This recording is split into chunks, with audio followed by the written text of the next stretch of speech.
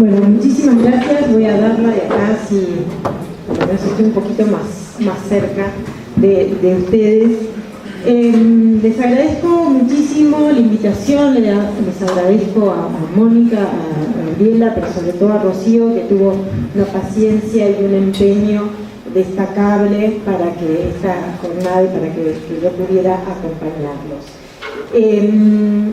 Lo que les quería presentar era un poco qué de todo esto que escuchamos en esta primera parte, en estas interesantísimas investigaciones de los colegas, tiene que ver con el periodismo argentino y con el periodismo mundial. En muchos casos me pasa, tengo la suerte de recorrer bastante el país, y a veces pasa que cuando uno vive en una ciudad dice, bueno, los medios de acá, nos pasa acá, y de pronto estamos viendo problemas estructurales.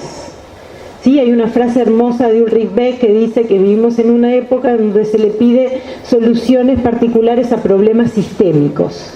Entonces a veces el periodismo se pone en un lugar así como muy particularista, como muy de excepción, y lo interesante es ver que estamos en un proceso, y espero al final de la conferencia dejarle mi optimismo de estos tiempos. Sí es cierto que se transforma sustancialmente, pero también es cierto que nunca antes, en las últimas décadas, hubo tanta oportunidad para el periodismo y para su reinvención. Esto es el último informe global de confianza. Si ustedes se fijan, los medios de comunicación han sido de los que más cayeron entre el 2016 y el 2017. Este informe se hace en 28 países y está la Argentina en ellos. Y tiene que ver con que también declinan las otras instituciones. Hasta las ONGs, que eran aquellas instituciones en las que más se confiaba, también está en caída. ¿Qué pasa con esto? ¿Cuánto tiene que ver el periodismo con esta situación? También hay otro factor que no es menor y que explica mucho lo que decía el profesor Diego, que tiene que ver con esta circulación nueva de la radio, que apenas en el 2013 1 de cada 10 argentinos se conectaba con celular. Estos son datos de la encuesta del CINCA, el Sistema de Consumos Culturales de Argentina. Fíjense lo que nos pasó con el Mundial. Gente que se hizo la graciosa y que de pronto el video que creyó iba a ser en la intimidad para mofarse con los amigos de las pobres chicas estas rusas, se convirtió en una noticia global. Los argentinos hemos sido noticia mundial por las puteadas que hemos hecho en las redes sociales, que a muchos les llamaba la atención la forma de la creatividad de los insultos de los argentinos. Es decir, ahí hemos sido impulsores de una noticia inesperada. Esto pasa porque apenas en el mundial anterior no teníamos la penetración de celulares inteligentes que tenemos ahora. Con lo cual, eso cambia sustancialmente la producción de información.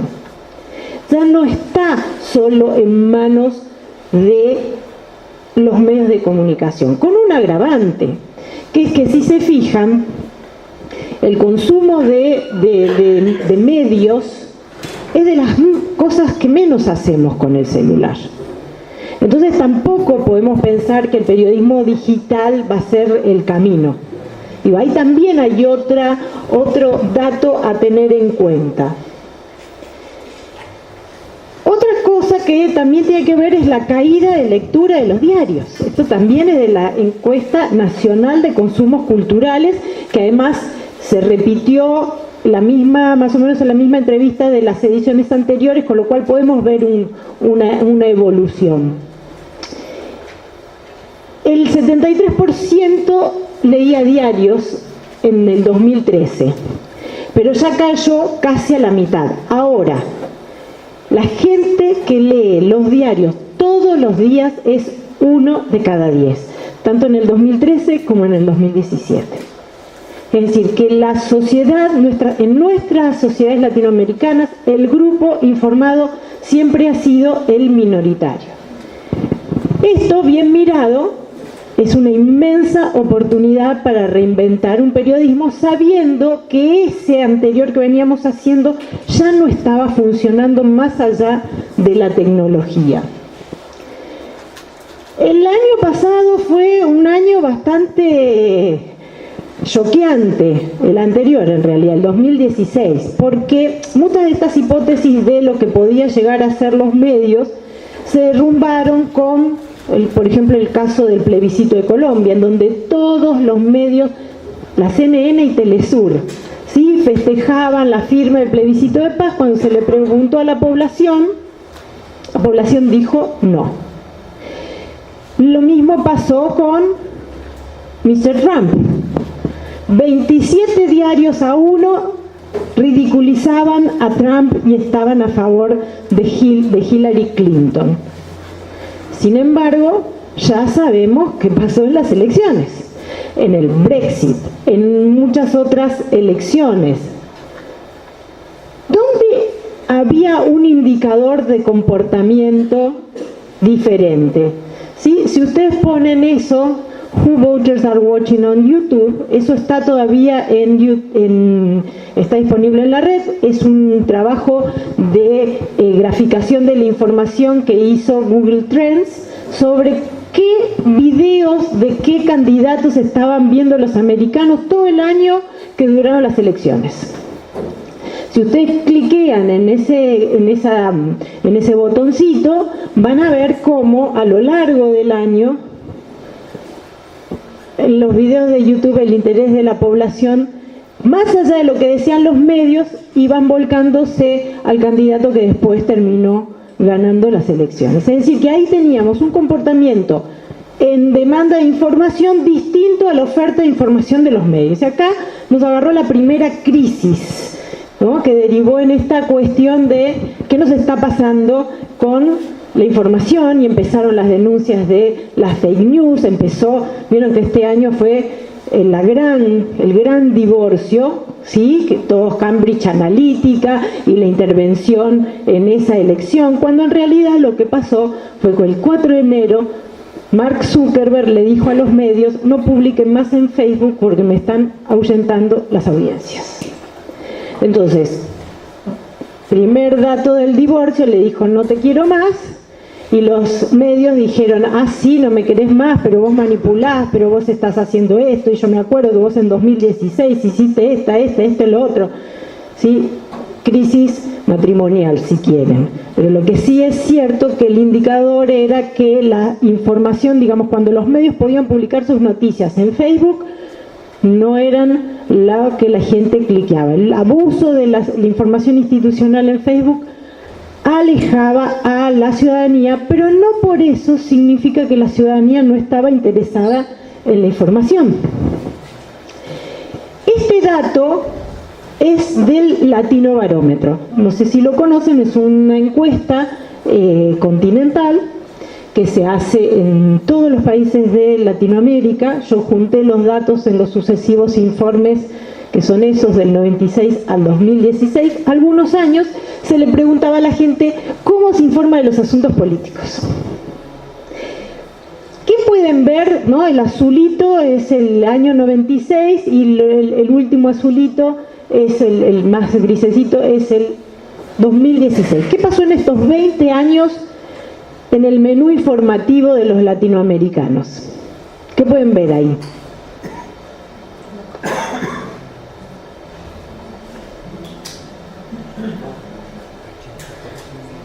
Los primeros son los medios tradicionales, que si bien siguen siendo los más importantes en la dieta informativa, todos, incluso la televisión, van en caída. Y aumenta Internet, familia, amigos, compañeros de trabajo, ¿sí?, que son las fuentes interpersonales, que de alguna manera también nos explica por qué las redes sociales se han convertido en algo tan importante, porque las redes sociales nos permiten estar en contacto con aquellas fuentes más confiables de la información, que ya no son los medios, o que si son los medios es a través de un amigo que me recomienda la nota y me dice: sí, esta léela. ¿Sí? Fíjense cómo en 20 años la confianza mediática, digamos la información que era estrictamente mediática eran 3/4 partes, y ahora empieza a retraerse y a empezar a haber una combinación de mitad y mitad. Esto también es del informe de Trust.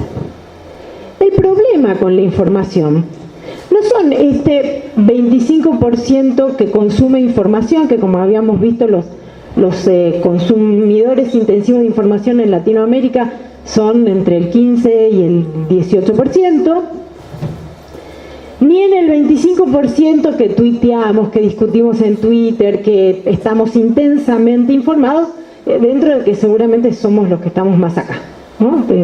Somos del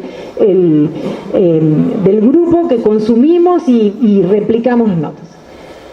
En todo el mundo hay un 50% de la sociedad que está fuera de las noticias, fuera de los medios. Y es ese porcentaje lo que nos explica estos resultados en apariencia sorprendentes de las elecciones de Estados Unidos, de los plebiscitos de la Unión de Gran Bretaña y de Colombia, los resultados electorales de muchos países, incluso el último resultado electoral de México.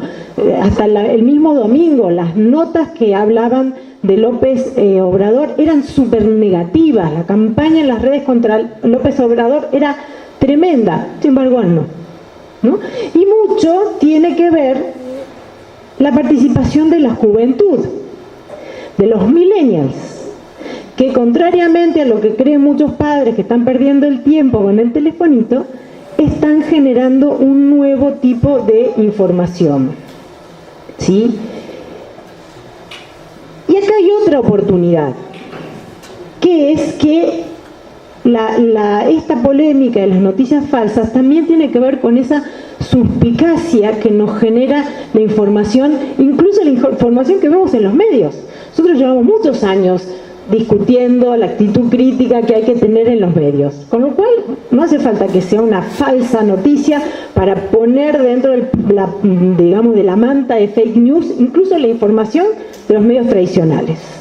Nosotros estamos ahora en una sociedad más escéptica de los medios de comunicación. ¿Y por qué les hago esta pequeña introducción?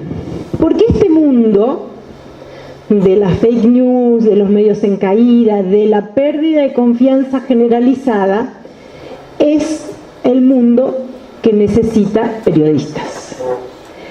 Parte de esta falta de confianza también tiene que ver con que el rol del periodismo había estado un poco desdibujado en cuanto puente entre las instituciones y la sociedad por algunas razones, como las que contaba el profesor, de que las fuentes oficiales, o Rocío también, ¿no? Esta lógica de volcarse a las fuentes oficiales también hace que las noticias no hablen de mí. Y esto un poco se los voy a mostrar en números con las investigaciones que estuvimos haciendo. Pero imagínense si los taxistas de Buenos Aires están enloquecidos con el Uber, hoy había una gran protesta, imagínense cómo no van a estar los medios indignados por el hecho de que cualquiera hace información. Cualquiera, hasta la profesora Amado tiene un podcast, ¡qué insolente! Cuando no tenía programa de radio me daba el gusto de entrevistar con el podcast. ¿Y eso qué significa para el establishment de los medios? Que de pronto hemos empezado una nueva reestructuración, la menos pensada, la que no vino de las políticas públicas ni nada, pero que tiene que ver con que hay una fractura del sistema en el que todavía estamos viendo así cómo nos organizamos. Y acá les aporto un dato. Mencionaron el tema de los despidos de Telam y de los despidos de Radio del Plata. Y si ustedes se fijan, estos son datos del INDEC. Yo estuve averiguando bastante el tema de la empleabilidad por estas encuestas que nosotros estábamos haciendo, que venimos haciendo desde el 2012. Y estábamos además preguntándonos si esto pasaba, tenía que ver de nuevo con esta excepcionalidad de la Argentina o estaba pasando en todo el mundo. Y los colegas de todo el mundo coinciden que el gran proceso de caída de los medios como fuentes de empleabilidad empezó en el 2008. Cuando me fui a buscar los números de Argentina, me encuentro con que el sector que engloba los medios que tienen que ver con la industria gráfica y con la industria audiovisual viene en caída desde ese momento. Ahora, tiene mucho que ver con esta nueva distribución de los roles de los periodistas, que espero poder comentárselos. Y con otra gran pregunta que tenemos que agregar a la discusión. Hacer buen periodismo sale plata. Yo puedo poner un podcast, voy a WeTalker cada rato, llevo un amigo, a lo sumo le invito al taxi, porque queda bastante lejos de mi casa. Nos sentamos un rato, charlamos, queda grabado, o cuando estoy en la universidad lo hago, pero yo no puedo decir que hago periodismo de calidad. Si yo quisiera entrevistar a la gente que verdaderamente hace falta entrevistar o seguir una investigación, necesitaría tener recursos. Y el problema del periodismo en el mundo son los recursos. A la vez que la gente, ¿no?, empieza a producir información, también nos encontramos con que hay una redistribución de cómo se alimentan los medios. La buena noticia, insisto, yo de cada uno de los diagnósticos voy a tratar de darle una ventanita, es que, por ejemplo, el New York Times, en noviembre del 2016 que ganó Trump, la misma semana ganó 60.000 suscriptores, en un récord de crecimiento, ¿sí? Desde entonces hasta acá ganó 1.200.000 suscriptores. Por primera vez este año el ingreso por suscripción del diario supera el ingreso de publicidad. Con lo cual ahí vemos que hay un diario, The Guardian es otro, que también está reconvertiendo esta idea de que los medios los financiaban los anunciantes y los y el lector tenía información gratis porque la pagaba la publicidad.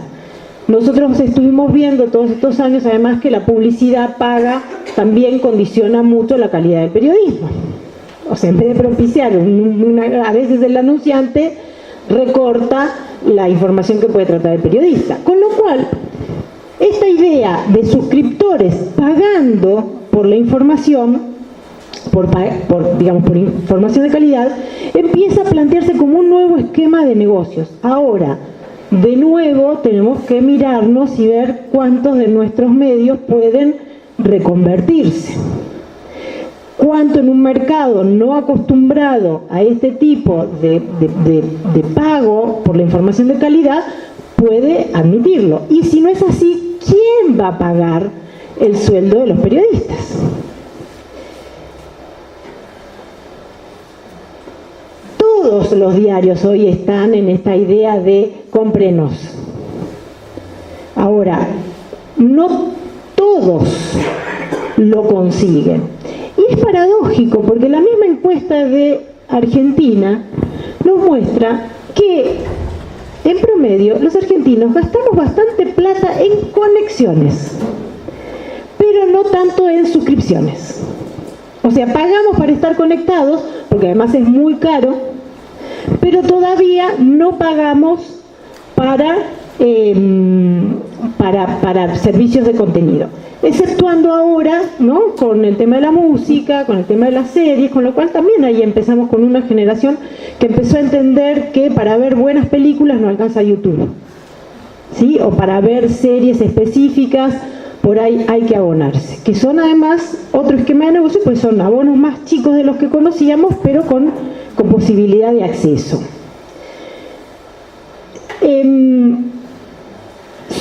Insisto, como les quiero primero plantear así como el diagnóstico general, traer todas las variables para ver después cómo todo esto impacta en el periodismo.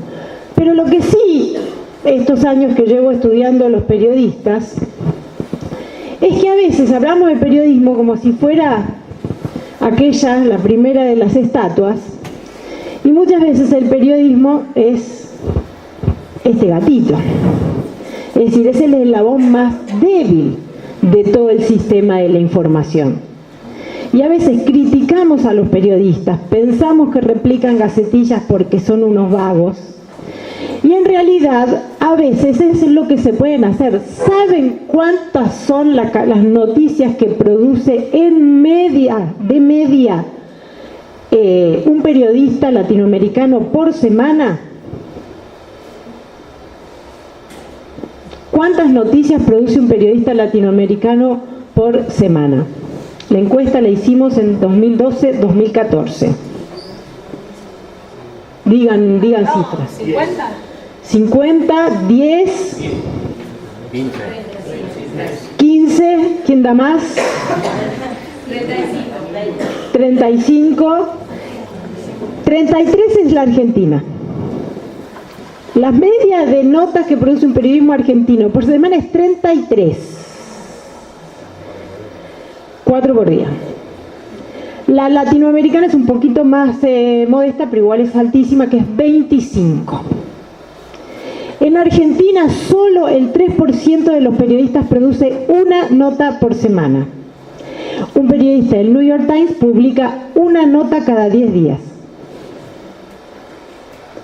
Obviamente, la calidad de la nota publicada con 10 días de producción es necesariamente distinta de la del periodista que publica 4 por día. Y del periodista que además no solo tiene que publicar 4 por día, sino como en muchos portales, yo lo he visto, que publican una nota y les empieza a correr un relojito, ¿sí? Como la sentencia, como si fuera a explotar la bomba, tic, tic, tic, tic, tic, tic, tic, tic, para publicar la próxima. A veces la única forma de ganarse el pan al día es copiar y pegar. Y además, del otro lado, hay periodistas que escriben bastante bien, que si además que escribieran mejor y se pusieran de acuerdo, quizás se podría hacer algo de mutuo acuerdo. Hoy muchos de los periodistas trabajan en oficinas de prensa.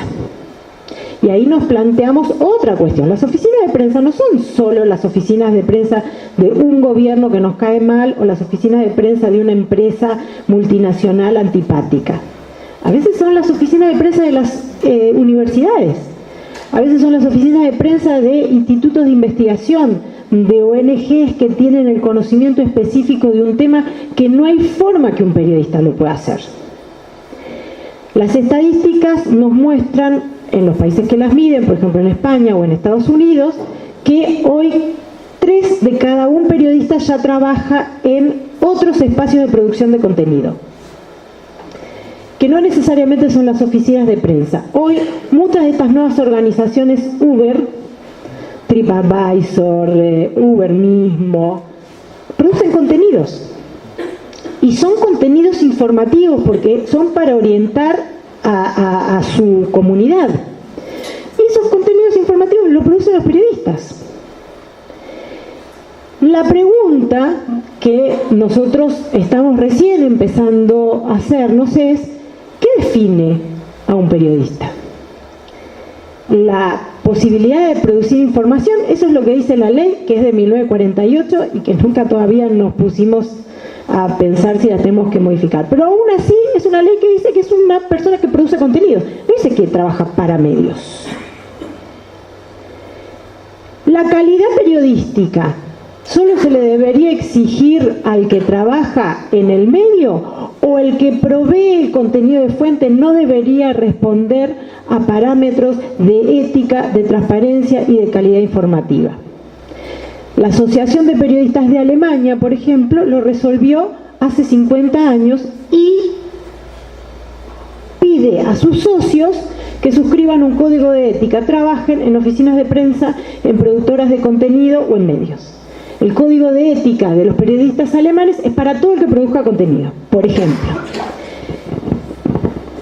De todas maneras está, digamos, es un tema que recién nos planteamos. Vos recién estás empezando a investigar el tema de las fuentes y todo esto. Cuando yo empecé mi investigación de doctorado sobre este tema en 2004, me dijeron, no, eso no es un tema de ciencias sociales.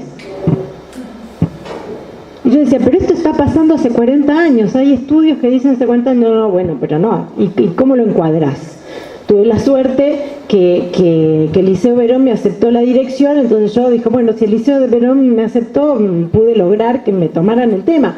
Pero fíjense, digo, que estamos recién empezando a empujar un poco esta idea de qué pasa con las fuentes y qué pasa con el periodismo.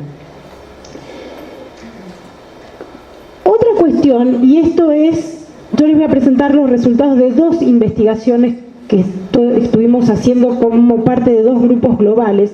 Uno es el Words of Journalism, que lo pueden buscar así en internet, wordsofjournalism.org. Ahí están los datos de 66 países del mundo. Todos los datos que tengan que ver, digamos, se hizo una encuesta de cuestiones de cultura periodística con el mismo parámetro y con el mismo cuestionario para que pudiéramos comparar. Nosotros lo hicimos en todo el país y en todos tipos de medios. Y nos encontramos, por ejemplo, que una buena parte, un tercio, 1 de cada 3 periodistas argentinos ganaban menos de $1.500. Insisto, esta encuesta se hizo en 2014, ¿sí? Pero que en los medios comunitarios, por ejemplo, se pagaba todavía mucho menos. Y en el Estado todavía. Se ampliaba, ¿no?, la base más alta, pero el ingreso era como bajo. Pero en última instancia tampoco hay tanta diferencia entre uno y otro. Digo, no es que nosotros tenemos un periodismo distinto en unos medios que en otros, porque los parámetros de cultura periodística argentina son como tan más allá del medio en lo que trabaja. Sobre todo, porque esa es otra de las cuestiones, casi ningún periodista argentino trabaja para un solo medio. La mayoría trabaja para 2, para 3, para 4, y a veces trabaja para medios en competencia entre sí, y a veces trabaja para medios comunitarios de forma voluntaria, y trabaja para medios comerciales como fuente principal del trabajo, ¿sí?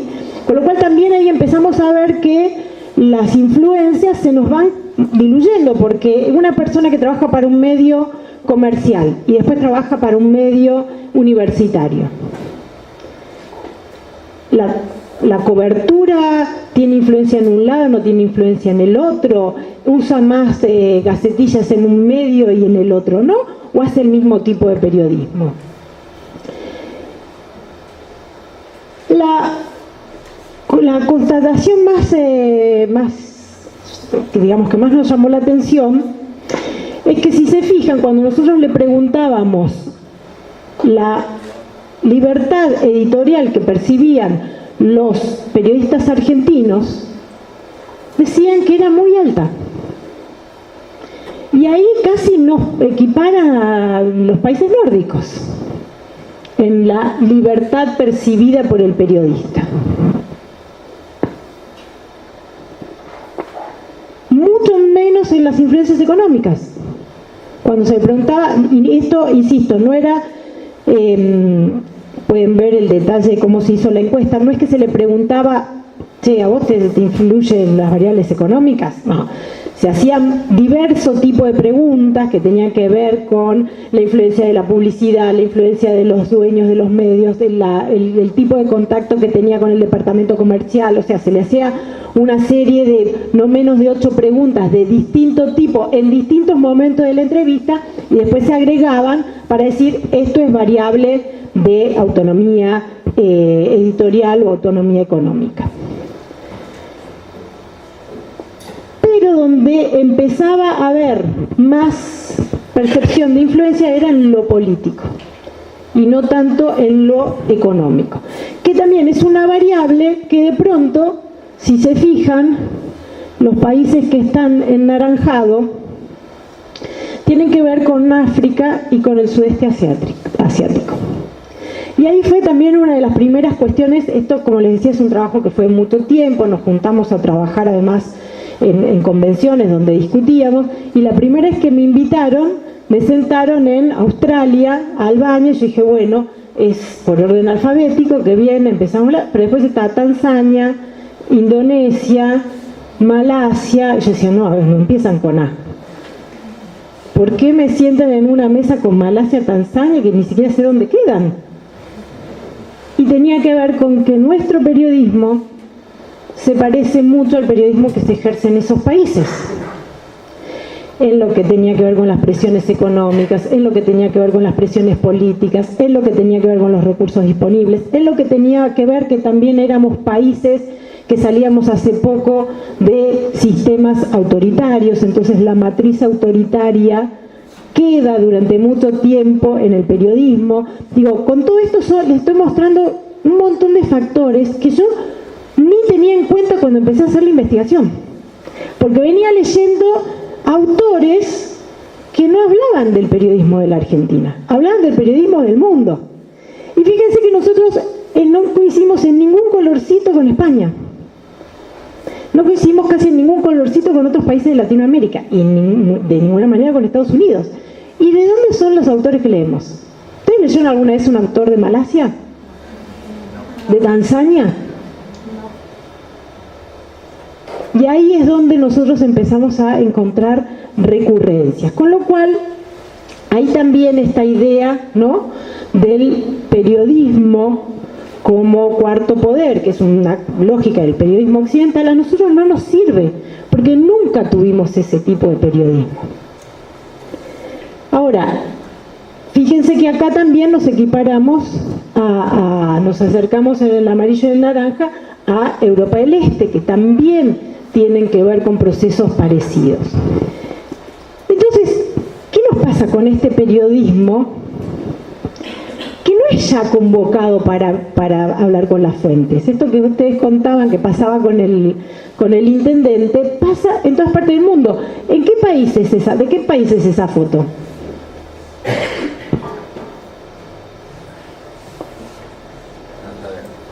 Por la carpa puede ser. Fíjense que están sacándole fotos al televisor. Esto se suponía, se llamaba conferencia de prensa y le estaba dando Rajoy. En donde los periodistas ya ni siquiera se los convoca a hacer preguntas. Y esto piensen que, digamos, que también nos pasó a nosotros y nos seguirá pasando. Porque son espacios además como que los resignamos.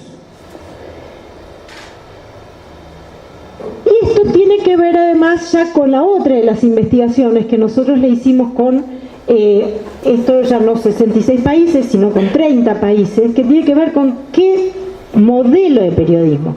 Porque no solamente tenemos periodismos en función de qué país se ejerce, sino que dentro de un mismo país tenemos distintos modelos de periodismo. Nosotros analizamos 4 diarios en función de parámetros internacionales de comparación. Entre ellos tenían que ser un diario de élite, un diario popular, diarios de una orientación ideológica y de la contraria.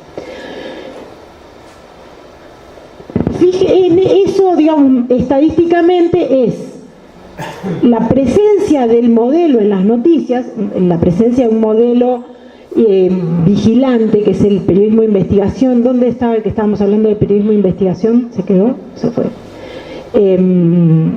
Fíjense que 0.08 es la presencia de periodismo de investigación, que es el periodismo de investigación que más explicamos en las facultades, que le dedicamos. Incluso tenemos periodismo de investigación 1, 2, 3, 4, y resulta ser que después en los diarios casi no tiene presencia. Ahora, si se fija la barra de desviación, ¿sí?, van a ver que hay mucha diferencia entre las noticias incluso del mismo diario. Pero lo que pasa, digamos, el modelo que domina es el modelo intervencionista, que es el modelo más interpretativo, el modelo más explicativo, que mucho tiene que ver con esta idea de que el periodista ya no produce información. Si para cubrir un anuncio presidencial lo sientan enfrente a un monitor, ¿cuál es el espacio que le queda al periodista? Y interpretar, opinar, explicar la noticia, pero no puede investigar. Las fuentes se le cierran, depende cada vez más de filtraciones para investigar al poder. Si lo ponemos en cantidades, esto se parece, digamos, podemos pensar que el periodismo argentino está más enfocado en el poder y en la subjetividad del periodista, y poco en los hechos, y muy poco en la audiencia, porque tampoco hay periodismo de entretenimiento, incluso en diarios populares, mucho menos de servicio. Y es interesante, insisto, también esto es de 2012 y 2013, tampoco había periodismo militante. Si se fijan, es el que menos presencia tenía, aún estaban incluidos en la muestra diarios que se declaraban abiertamente como militantes. ¿Por qué? Porque el periodismo militante, en realidad, como categoría de modelo, se llama leal facilitador y tiene ciertas cuestiones que no tienen que ver con la pertenencia ideológica. La pertenencia ideológica es más del periodismo interpretativo. ¿Sí? Digamos, el leal facilitador es un periodismo, por ejemplo, orientado a fuentes.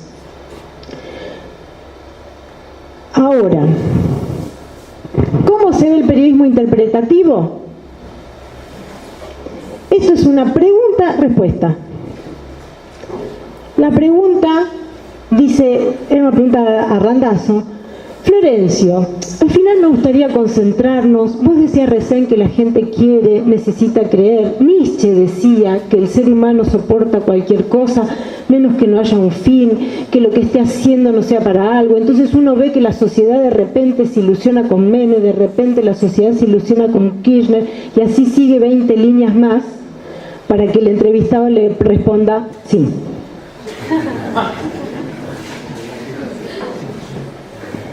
Vemos todo el tiempo, escuchamos en la radio este tipo de entrevistas, en donde pareciera que el protagonismo está en el entrevistador y no en el entrevistado. Otro ejemplo. Esto es el periodismo interpretativo en 19 de los 30 países que estaban en la investigación. Fíjense, acá estaba yo cuando me quería...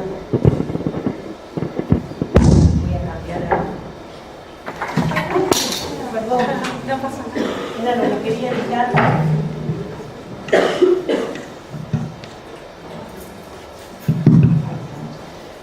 Perdón, así les muestro por lo menos las barritas de colores.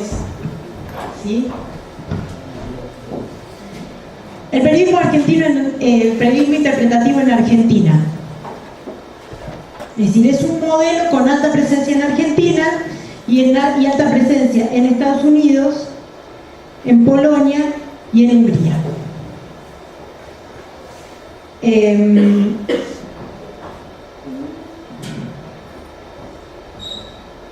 ¿Qué es la barrita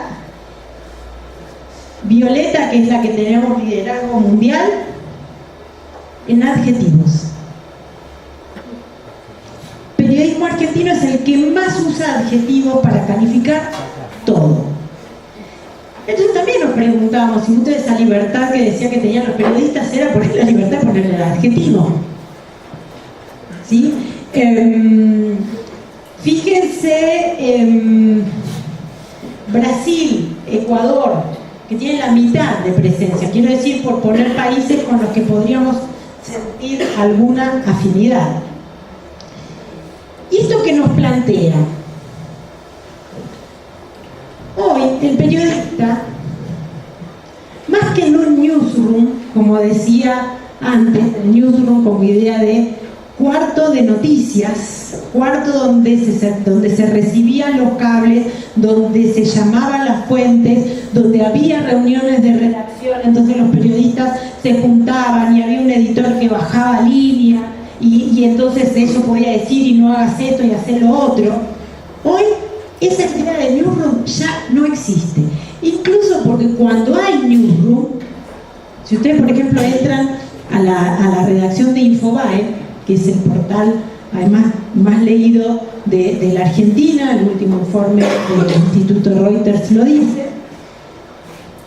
Es casi como ustedes, o sea, gente sentada en escritorio, mirando una pantalla como si estuvieran remando en galeras, sin comunicación entre sí.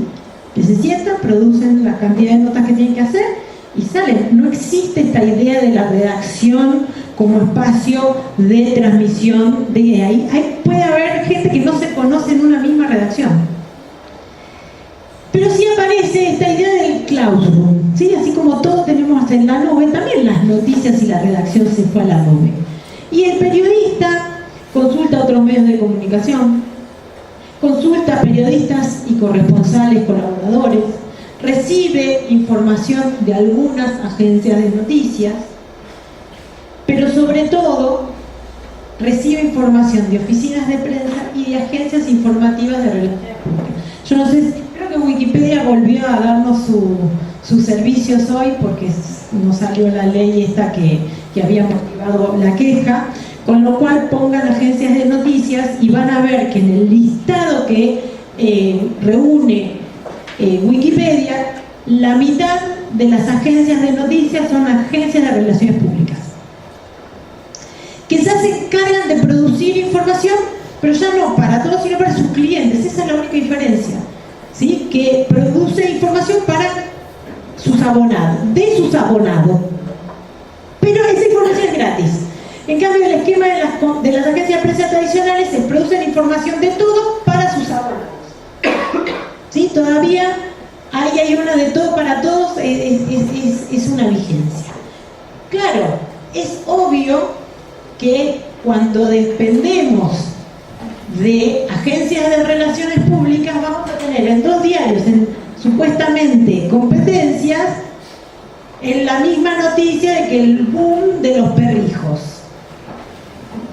Boom que ni siquiera habíamos pensado que ya tenía nombre, pero bueno, la creatividad del productor de información la mandó y se reprodujeron en dos diarios la misma gacetilla, con lo cual deberíamos poner una materia de copiar y pegar. O sea, menos de periodismo de información y más de cómo copiar y pegar, porque también tiene su técnica de copiar y pegar, pero es como una parte que no queremos integrarla todavía. Pero fíjense, otra noticia, una noticia del 2014, de una de las muestras que estábamos analizando. ¿Qué se imaginan que es el amarillo?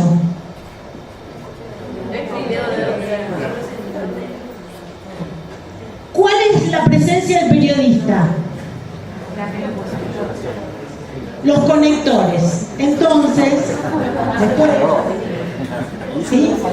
¿Cuántas fuentes se imaginan que tenía esa noticia que era doble página? Una fuente. Cuando analizamos la cantidad de fuentes por nota, vamos a ver que casi el 50% de las noticias tienen una o cero fuentes. Estos fueron los 4 diarios que analizamos: Clarín, Popular, La Nación y Página 12. Esta nota de Página 12 que les mostré es una de las que está acá. Es decir, en la noticia de una sola nota. Fíjense que las noticias, este mito que las notas son equilibradas cuando tienen 3 fuentes, ¿no? Que se consulta. Fíjense que es casi una de cada 10 notas en todos los diarios. Con lo cual acá también nos planteamos de nuevo la variable propiedad, en el sentido de que no parece haber grandes diferencias en uno y otro diario. Pero sí se mantiene la misma idea a lo largo del tiempo. Esta es una tapa de inversiones chinas en el 2004 y esta es una tapa de inversiones chinas en el 2017. Solo cambió el gobierno y un 0 en los millones. Detallito. Pero en todos los casos es una noticia de fuente única de algo que no va a pasar. O sea, piensen en la cantidad de notas, además, que se escriben en futuro. Ese género que antes estaba reservado a los horóscopos en los diarios, hoy es tapa. Van a venir inversiones chinas. Saturno, conjunción Urano, me dice, y la embajada, porque ya se ha sido la fuente.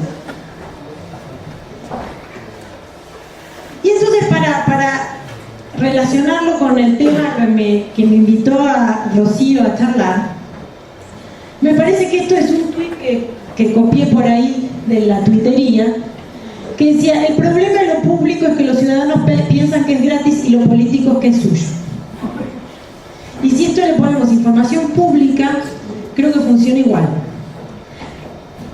Y lo vemos en que si analizamos los temas de las noticias, así como analizamos la cantidad de fuentes, analizamos cuáles son los temas de las noticias que cubrían los diarios en 2012 y 2013, fíjense que la gran proporción es gobierno, economía y política. Si a esto le sumamos policiales, que también suelen ser noticias de fuentes institucionales, porque las policiales raramente habla el occiso, sino generalmente el fiscal, la policía. Fíjense que 2 de cada 10 noticias hablan de temitas: catástrofe, salud, transporte, derechos humanos, educación, vivienda, infraestructura, energía, defensa, religión. Como que los temas de interés ciudadano no tienen ninguno más de 3% en el mejor de los casos de las catástrofes. Pero fíjense cuáles son los temas de gran discusión en estos tiempos, o de gran interés ciudadano. Fíjense: transporte, vivienda, energía. 1.3% de las notas de esa época. Y fíjense si se ha convertido en un tema de impacto social tremendo en estos años. Bueno, está claro que de esos temas no teníamos información. Ahora, yo le puedo culpar a un ciudadano que no compra mi diario, que no me lee, si yo no estoy hablando de él, como decía Sabina. El diario no habla de mí. El diario habla de los grandes temas, o, como decías vos, con el tema de la educación, de las protestas. Es decir, cuando hay una protesta también es hablar del poder, la protesta. Fíjense cuando se analiza el interés de la gente, ¿sí? Porque, como marca Rocío, solo tenemos agenda CETIS cuando sabemos que la oferta informativa tiene determinado impacto en la sociedad. Esto es 2016. Fíjense que en la primera parte del año de 2016 los asuntos públicos tuvieron más interés que los asuntos no públicos. Es decir, que no es cierto esto de que a la gente no le importa la información. ¿Qué pasa? ¿Se acuerdan qué pasó en la primera parte del primer semestre del 2016? ¿Tarifas? La discusión de tarifas. Es decir, ese tema que había tenido el 1.3% en la cobertura fue el tema de interés. Es decir, que no puedo pensar. Estoy como Sandro ahí cambiando el micrófono. No puedo pensar que es porque no interesaba, porque de pronto cuando hubo una cuestión y una resolución de interés público, tuvo interés. Ahora, una vez que se instaló, que buena parte de la sociedad lo pagó, ¿qué pasó en la segunda parte del año? El tema siguió en la agenda de los medios. ¿Tuvo interés? ¿A dónde se fue la gente en agosto? Se fue a ver las Olimpiadas, les cuento. Y no volvió. Y ahí de nuevo es el tema que en algún momento tuvo demanda. ¿Lo va a tener siempre? No. Pero a veces el periodismo no se pregunta eso y sigue con ese tema y sigue insistiendo, con lo cual más aleja a gente que no está interesada en ese tema en ese momento. Fíjense que esto es el índice que hace Meso, que es muy interesante porque mide oferta y demanda informativa.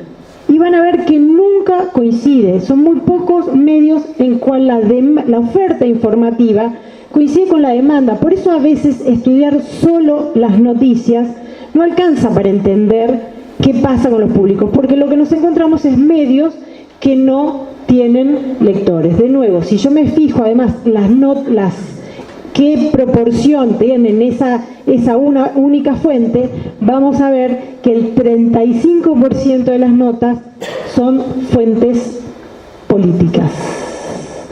Si a eso le sumo un 13% de anónima, que generalmente son fuentes políticas, voy a ver que la mitad de las fuentes que aparecen en los diarios, en información general, nosotros no hicimos análisis de secciones ni de suplementos, es la política. Si lo veo discriminado por medios, la de abajo, la azul, es partido político, las fuentes empresariales, que ese también es un dato interesante, ¿sí? Porque uno le parece que las fuentes empresariales hacen mucha presión en los diarios y si hacen alguna presión es para no salir, porque no tienen protagonismo, generalmente no aparecen. Que esa es otra de las cosas que también hay que empezar, o sea, ¿cómo hago para ver la no agenda? Que es parte del trabajo que hace el Departamento de Relaciones Públicas, no es tanto salir como no salir. Lo que sí sabemos es que los ciudadanos son fuente en 1 de cada 6 notas, las organizaciones civiles son fuentes de 1 de cada 10 notas, y eso sí protestan. Los expertos, y aquí estamos, somos el 6% de las fuentes en las notas, que está relacionado con eso que decía. Ahora, ¿qué le pasa como credibilidad? También los expertos estamos perdiendo credibilidad en general. El único digamos, el que menos creció del 2016 a 2017, que fue un año bastante duro para la confianza social, es la persona como yo. De nuevo aparece eso que nos decía el Latinobarómetro, que uno confía más en el par que en el no par. Incluso cuando se pregunta qué es lo que le gustaría encontrar en las noticias, la gente dice más información, menos declaraciones de los candidatos y más a qué se dedican, qué hacen, cuestiones de la vida. Si ustedes se fijan, cruzamos estas dos y ya voy terminando. Fíjense si yo cruzo temas y fuentes. Ese pico de rojo, de la línea roja, que es la principal fuente en todos los temas, es el Estado y los políticos. En los temas de gobierno, obviamente, son ampliamente la primera fuente, pero son fuentes en catástrofes, en transporte, en economía son la segunda fuente. Incluso en protestas son la segunda fuente, que es en el único lugar donde los ciudadanos son primera fuente. Entonces, fíjense que también como si, digamos, no solamente tiene que ver qué tipo de periodismo, en qué contexto lo ejerzo, sino sobre qué tema estoy hablando, que también condiciona muchísimo la fuente que consulto. Y ahora, volviendo a esa hipótesis de punto de partida y para cerrar, ¿cuánto del periodismo puede contribuir a generar esta nueva renovación de la confianza? Si la gente más confiable es la persona que se parece a mí, ¿cuándo el periodista dejó de ser una persona que se parece a mí? ¿Cuándo dejó de ser un ciudadano que puedo consultar? ¿Cuándo dejó de ser un ciudadano que me contesta en el Twitter y no se pone a nivel de estrella que yo le mando conversaciones o le mando datos o le mando fuentes y hacen como que no existe. ¿Cuántos periodistas ustedes conocen que contestan los comentarios en las notas? El New York Times, por poner el ejemplo que les decía del diario que está reconvertiéndose en un diario más orientado a sus lectores, abrió hace 2 años la gerencia de audiencias. Y es un editor que se encarga de articular los comentarios de las audiencias con la redacción.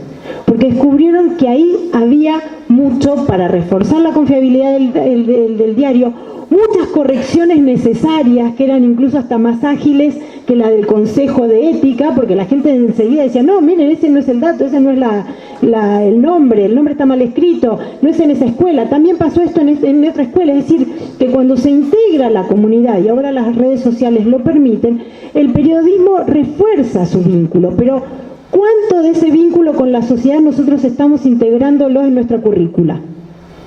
Porque seguimos pensando, ¿no?, de nuevo, en ese periodismo, productor de medios, que trabaja para medios, que depende de un editor bastante estricto, que le baja línea. ¿Y qué pasa con el periodista que se integra, que vuelve a ser uno más de su comunidad? En definitiva, es el índice de confianza del Latino Barómetro.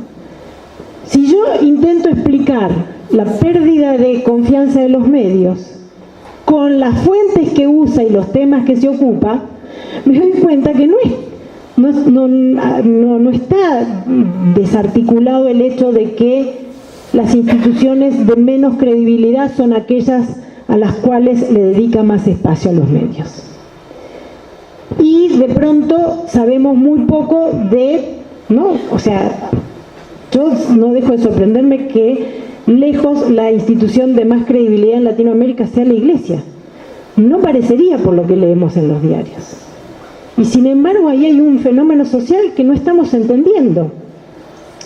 Si además yo le pregunto a los periodistas latinoamericanos en qué instituciones confían, veo, fíjense, la Argentina es la barrita primera a la celestita, ¿no?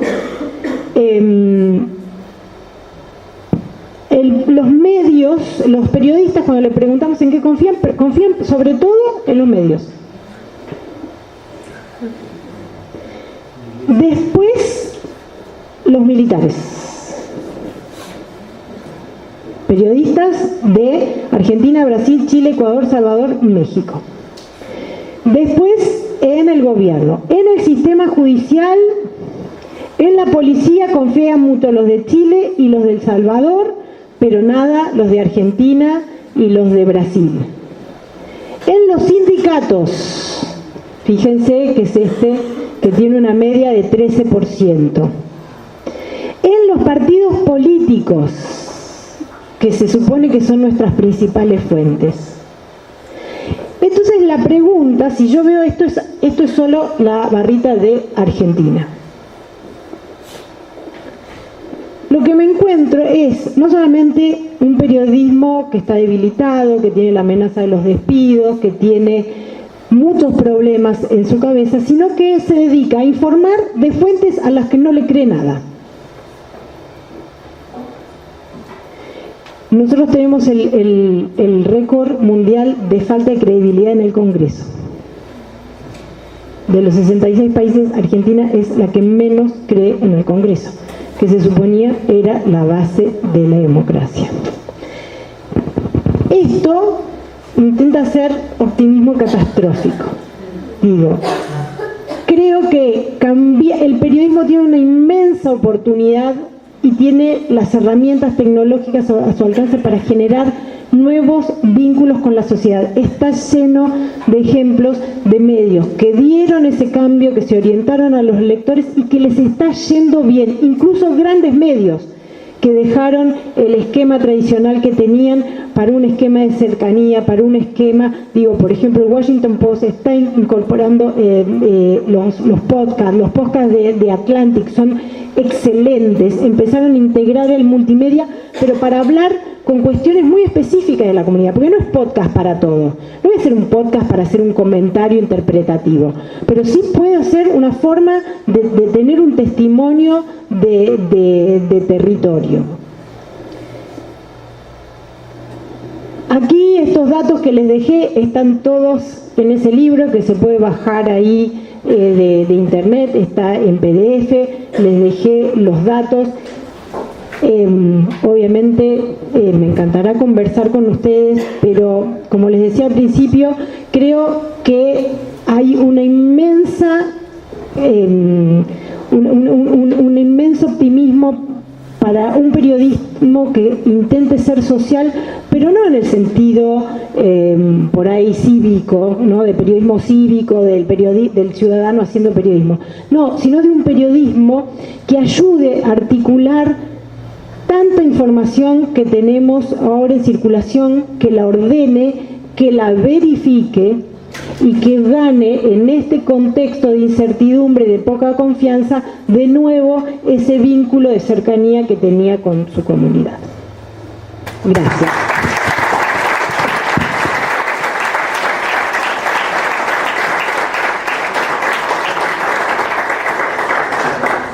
Bien, ahora abrimos la posibilidad a preguntas.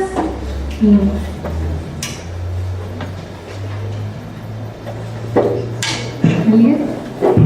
Doctora, ¿usted cree que el ciudadano hoy en día, no me Fabián, mucho gusto, ¿usted cree que el ciudadano, principalmente el argentino, está preparado para recibir ese tipo de cambios por parte del periodismo? Cuando vos ves los comentarios en las redes sociales, te das cuenta que incluso hay más sentido común a veces en los comentarios que en la nota. De hecho, en muchos casos se ha convertido en algo mucho más interesante leer los comentarios, más allá de la agresividad, del troll y toda esa cosa, ¿no? Si uno separa esa parte, empieza a ver como cierta prudencia y cierta sensatez que por ahí no ves en los propios periodistas. Creo que sí, y como te decía, hay muchas experiencias de hecho, ahora hay una experiencia que se llama redacción.com.ar, que también tiene que ver con un periodismo que hace una nota por día, no las 120 que publica a promedio un diario, y que trabaja y trata de trabajar con estos temas. Son experimentos, están funcionando. No tienen el alcance masivo de los medios del siglo pasado, porque posiblemente eso sea lo que está en crisis. Pero sí creo que hay, y que hay muchos casos que muestran que sí, que es posible, y que hay gente dispuesta a acompañar un periodismo que le da una razón de ser, ¿sí? Pero que implica cambiar de agendas y cambiar de estas cuestiones. Digo, en ese sentido el comportamiento de las audiencias es optimista, nos deja ir por ese lado. ¿Vos te animarías a decir que este periodismo de superestrellas mediáticas está en decadencia? Totalmente lo firmo, ¿no me crees? Porque ¿No te crees? Pues, algunos que se están postulando, están candidateando. Pero Da no. miedo. No, peor que las, digamos, el que se está candidateando ni siquiera es periodista. Eso todavía es más terrible. No, te lo muestran los índices de audiencia, las lecturas de esas grandes plumas entre comillas. No necesariamente las notas más leídas de los medios tienen que ver con estos grandes análisis sesudos, ¿sí? De hecho, fíjate, hoy podés ver que nunca las notas editoriales, esas que generan indignación y debate de ese grupo minúsculo, son las más leídas, nunca. Es cierto que a veces las más leídas son los perrijos y esas notas, pero a veces también hay que verlos en la oferta. Los noticieros tradicionales perdieron 1/3 de audiencia de la que tenían hace 15 años. Estos programas de debates agresivos no tienen audiencia. Las señales de noticias no tienen audiencia. Muy pocos de los programas en las señales de noticias sí generan aceptación. Si uno empezara a ver oferta, demanda y comportamiento de las audiencias, verían que la elección no está tan mala. Dentro del, digo, también es cierto que es como cuando vas a McDonald's y te dicen, ¿con qué quieres acompañar la hamburguesa? ¿Ketchup o mayonesa? Si querés mostaza, no hay. Entonces a veces, después sacás una encuesta que dice, no, sí, los argentinos les gusta la mayonesa, pero era ketchup o mayonesa, no podés sacar. Digo, a veces la oferta informativa es muy limitada. Pero cuando ves la oferta informativa, te das cuenta que la gente responde bastante bien en la elección de la oferta. Por eso también decía que no están acompañando. A veces esos periodistas, y mira, te cuento un caso que analicé bastante, que fue cuando, ¿te acordás lo de Natalia Haidt y Mirta Legrand? Que fue un escandalazo y que Fantino sobre todo estuvo 2 días batiendo el parche. Si vos ese día entrabas y averiguabas el Google Trends, si la gente verdaderamente estaba consumiendo el escándalo de Mirta Legrand, no. Un día fue que vieron de qué se trataba, pero después no hubo interés. Los periodistas lo ofertaron como tema 10 días. Pero te juro que a las audiencias no les importó. Eso es un indicador interesante, es decir, no estamos consumiendo ese periodismo sensacionalista, esos personajes. Están de oferta y a veces uno saca la conclusión de que dice, ay, esto es lo que la gente quiere. No, eso es lo que los medios ofertan. Y a los medios no les está yendo bien. Pero no a los medios argentinos. Yo les mostraba, la caída viene del 2008 para todos los medios, para todas las cadenas. Radio y Televisión Española en este momento está atravesando un proceso muy difícil. Primero se creía que tenía que ver con el PP, cambió el PP, ahora también están discutiendo seriamente quiénes son las autoridades de Radio y Televisión Española, que suponía que era un medio público de cierta confianza. Es decir, todos los medios en el mundo están en crisis. Pero la BBC, por ejemplo, logró inventarse, facilitar, digamos, y reforzar su espacio informativo y su referencia en todo el mundo. Bueno, no es mala noticia que la BBC sea uno de los medios digitales más consumidos en el mundo. Habla que el periodismo de calidad tiene cabida cuando hay.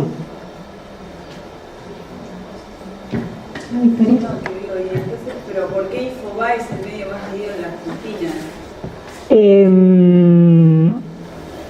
no se caracteriza por no, pero fíjate que es el segundo y cuál es el tercero. No hay un medio de más calidad que esté perdiéndose de ser primero. Sí, y ese también es un gran desafío para el periodismo, en la dieta de la sociedad informada, de ese 1 de cada 10 que lee los diarios, empieza a haber más medios extranjeros que locales. Entonces, cuando vos consultás solo los medios locales, es una oferta. Sí, lo que tiene Infobae, que no tienen, es como un servicio de novedades. ¿Sí? Digamos, el breaking news está claro que lo maneja Infobae. Pero si te fijas adentro, digo, más allá de que sea el de más clics, también tiene problemas de construir prestigio y calidad. Tiene clics, pero no tiene prestigio. O sea, que sea el más leído no significa que sea de buena calidad. Ahora insisto con esa pregunta, no sé si hay otro medio de más calidad para llegada de todas las audiencias, pero La Nación es un medio de élite.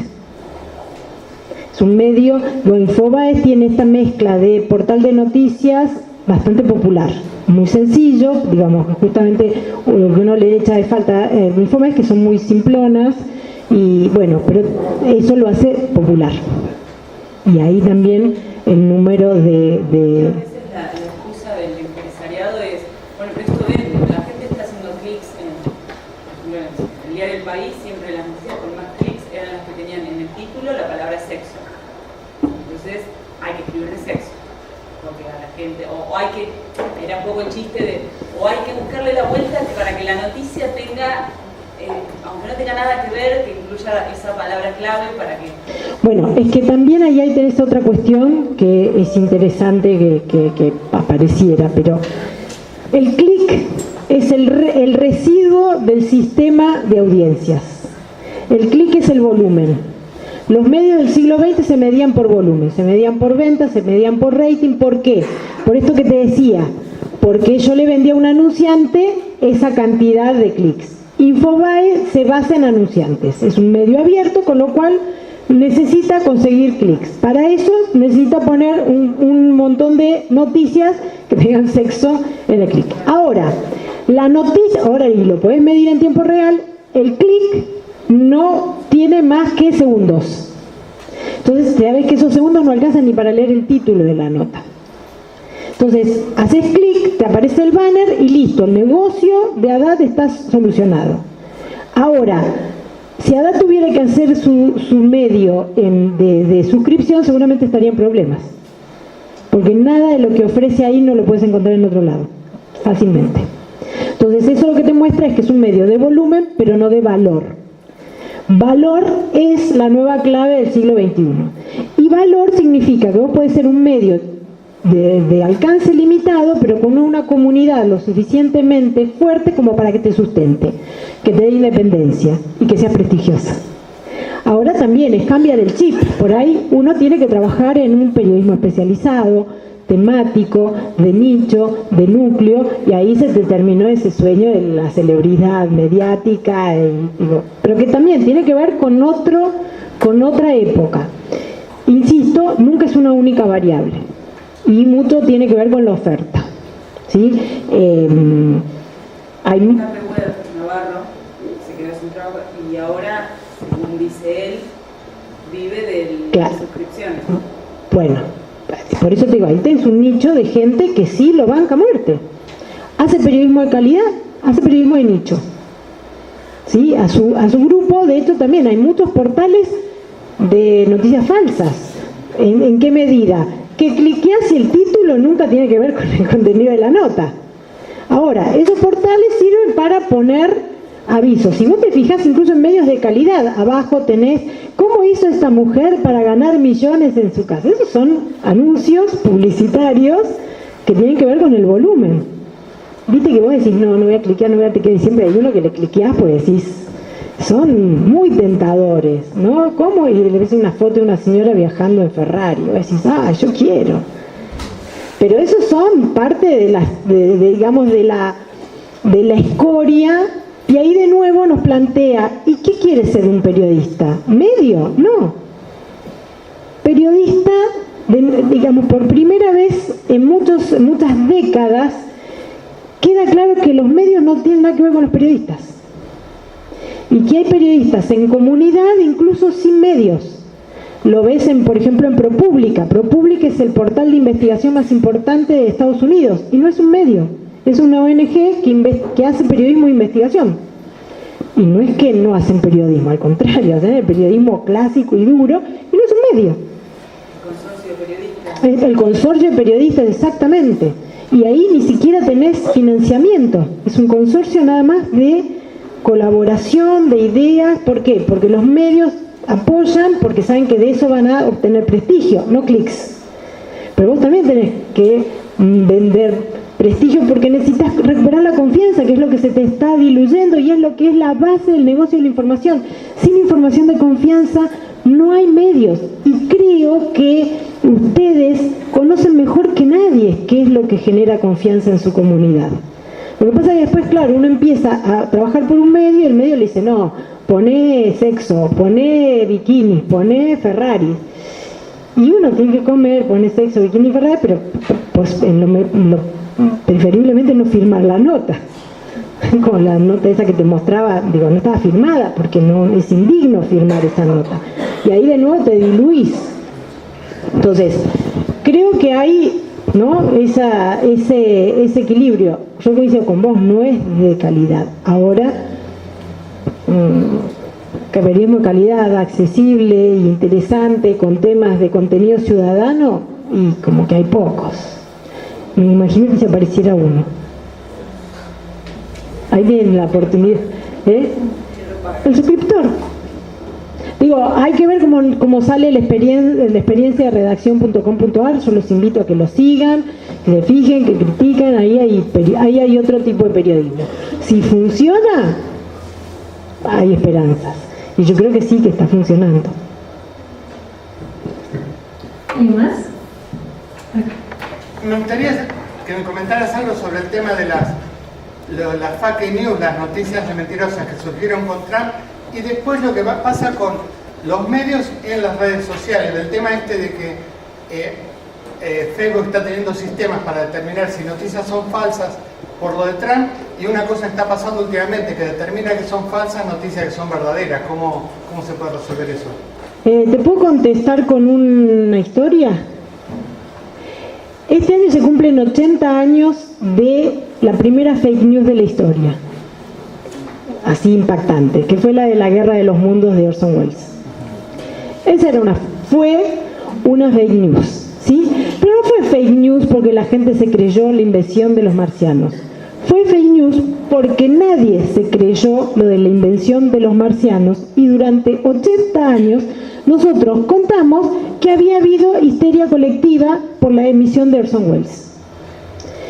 Acaba de hacer su tesis de doctorado un señor muy interesante y está el libro publicado, que lo que hizo fue decir, bueno, si hubo histeria colectiva, si hubo suicidios masivos, vamos a investigar, porque los hospitales deberían tener registro de la gente que se presentó en colapso, que se suicidó, si hubo demandas contra la emisión radial por engaño. Y resulta ser que no había nada más que la tapa de los diarios.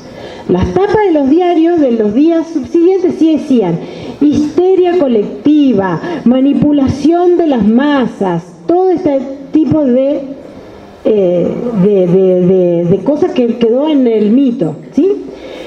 ¿Cuál es la tesis que propone Schwartz, que es el del libro?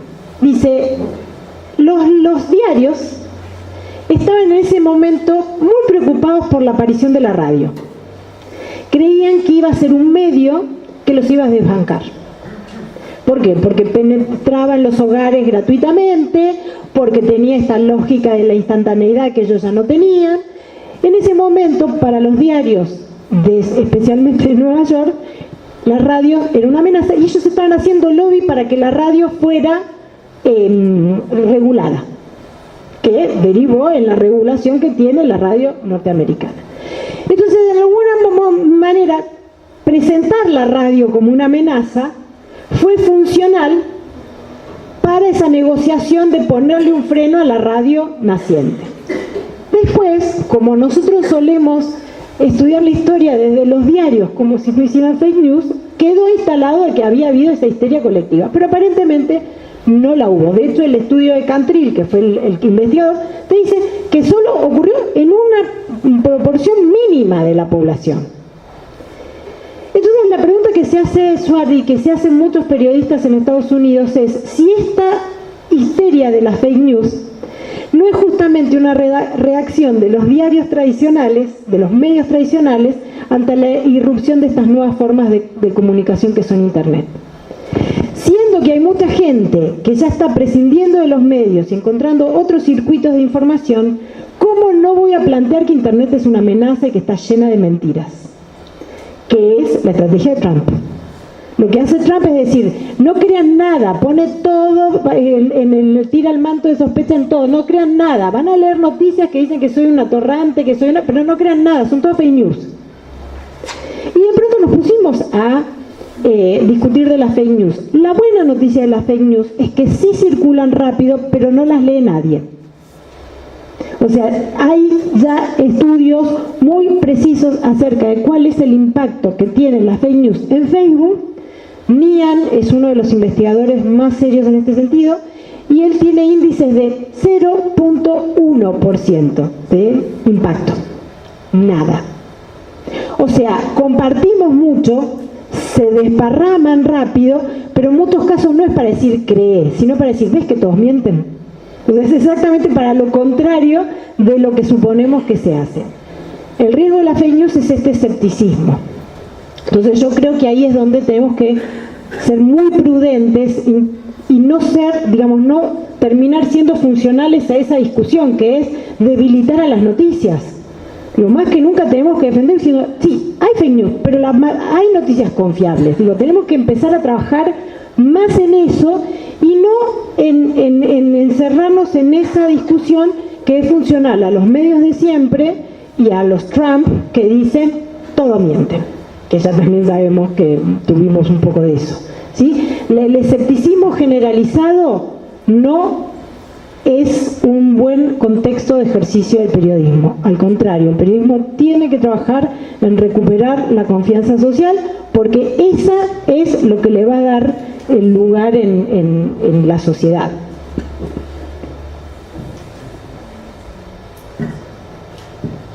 ¿Alguna pregunta más?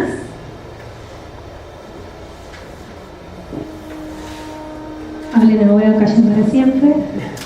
No, acá para siempre no, me pueden preguntar en Twitter, yo sí contesto. Podemos dar fe de eso, a Adriana la contactamos para la jornada. El primer contacto fue a través de Twitter. Sí, lo leo más que en mail, les cuento. Bueno, desde ya te agradecemos, Adriana, y les agradecemos... ya tiene una pregunta, ¿no? Perdón. ¿Qué opinión te merece el sitio como chequeado.com? Bueno, fíjate que el tema de la verificación se ha vuelto una demanda. Ahora, yo siempre me pregunto si la verificación no la tendría que hacer el periodismo. Esto de terciarizarla también tiene que ver con esa caída de la confianza. Me parece que se necesitan medios que verifiquen la información y que la información que ofrecen sea verificada. No que se publique y que después alguien nos diga que estaba mal hecha. Porque no contribuye, digo, en última instancia termina alimentando este circuito de suspicacia. Ahora, sí me parece muy valiosa la función, incluso yo en algún momento lo he discutido con ellos mismos y lo he discutido en otros foros. Creo que todos los sitios de chequeo tienen que prestar servicios para los medios. Digo, tiene que ser, el control de calidad tiene que ser antes de salir la noticia, no sigue un control de calidad post. Pero claro, también hay muchos medios que no tienen ganas de contratar ese servicio. Bueno, te preguntaba justamente porque en el día de hoy se conoció que a partir de una clasificación de chequeado.com que tiene acuerdos con Facebook, se dieron de baja en las redes noticias que pertenecían a un portal periodístico y que quedaron censuradas en las redes a partir de ese chequeo, ¿no? Y que básicamente la diferencia es una cuestión de interpretación de cómo se armó el titular. Sí. Digo, insisto, estoy muy contenta que no haya salido la normativa que pensaba votar el Parlamento Europeo, porque a mí toda discusión que lleve a control de lo publicado no me gusta, aunque sea, ¿no? De hecho, yo he tenido una discusión abierta en Twitter acerca de, bueno, que alguien controle los trolls. No, porque del que controla los trolls controla también al que no le gusta, ¿no? Creo que va en ese sentido. Creo que debería haber un compromiso porque la verificación la haga el periodista y que estos portales estén al servicio de los medios. Después señalar el error no le hace bien al sistema en general. O sea, ratifica esta idea de que ve que todos mienten. O sea, porque en última instancia la audiencia no tiene esta sutileza que vos decís, es este portal, es este diario, es este, no es Infobae. No, te termina... de hecho, y no es una percepción mía, está súper estudiado que cuando cae la confianza en una institución, todos los miembros de la institución quedan en la caída de confianza. Es decir, que si cae la institución, la confianza en la institución medios no es que, bueno, pero este va a ser confiable. No, cae de todas. Lo que le pasó a la política, y la vemos que no levanta, ¿no? En Latinoamérica está ahora la política en el 15% de credibilidad. Con lo cual todos los políticos están en sospecha. Eso, digamos, los medios todavía gozan de un privilegio, pero los políticos se están colgando y lo están hundiendo, como el caso de Trump. Digo, les lleva su propia frustración a los medios. Creo que hay que preservar eso y en ese tema es muy valioso lo que hacen los sitios, pero debería integrarse de otra manera para reforzar esta necesidad. Pero después contame bien, porque con el tema de no estoy viendo las noticias y me interesa. Ahora sí, ¿alguna pregunta final? Tendría que dar un consejo para aquellos que se están formando en el periodismo. ¿Cómo uno lograría ser un referente o un buen periodista en la actualidad? Mira, más que nunca, el periodismo se trata de contar. Y para contar hay que leer y escribir. Y en este contexto, vos como productor de información ya no competís con tu comunidad. Vos podrías ser periodista de cualquier medio del mundo en este momento. Y cada vez que vos te postulás para un puesto de periodista, hoy no competís solo con tus colegas de acá. Digo, periodistas españoles, ecuatorianos, mexicanos, que están postulándose para ese puesto. Y en ese punto nos ganan ampliamente en leer y escribir. Es una competencia que tenemos un poco abandonada por un montón de circunstancias. Creo que más que nunca es ahí donde hay que entrenarse. Porque fíjate vos qué linda broma nos hizo Internet y los medios digitales. Cuando creíamos que todo iba a ser imágenes, de pronto hemos vuelto a los textos, lo cual es buenísimo. Tu generación es una generación que lee 3 veces más que la mía, consume más libros que la mía, escribe mucho más que la mía, pero quizás no con la potencia que necesitamos, con lo cual todo lo que puedas hacer en ese sentido te va a ayudar muchísimo.